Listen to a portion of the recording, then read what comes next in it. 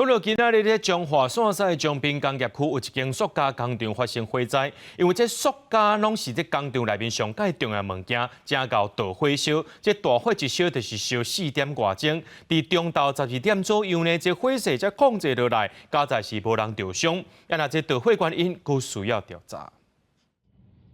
乌烟真高，一直冲出来，为远远的所在就看得到。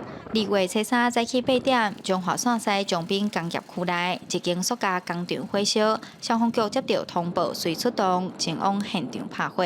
那我们大老师500平的工厂已全面燃烧哈，该工厂东面、北面、西面3面有紧邻工厂。那我们消防局有出动22台消防车辆两台的消防机器人跟1台无人机。48位消防人员在现场抢救，那目前是以局限火势为优先。消防局表示，这间工厂是塑胶再回收利用的加工厂。透早员工准备上班的时，发现厂区内底在呛烟，因为厂区内拢是熬着火的塑胶粒仔，加上线西外海风真透，火烧甲真猛，现场拢是乌烟甲塑胶臭味。虽讲无人受伤，但是根据环保局现场的监测资料 ，PM10的浓度达到机器侦测会到相关的数字，每立方公尺1200微克。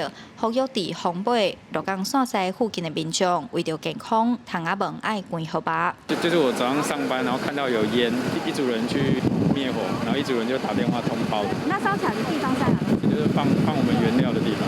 伫咱彰滨工业区线西区吼，伫线公路，遮有发生火警，嘛烧了真大吼，有做一寡咱塑胶管的废料的工厂。因为即马东北季风吼，所以咱就我海边这风有较透，感觉着讲这个身体有不适的这个情形吼，建议病去医生看。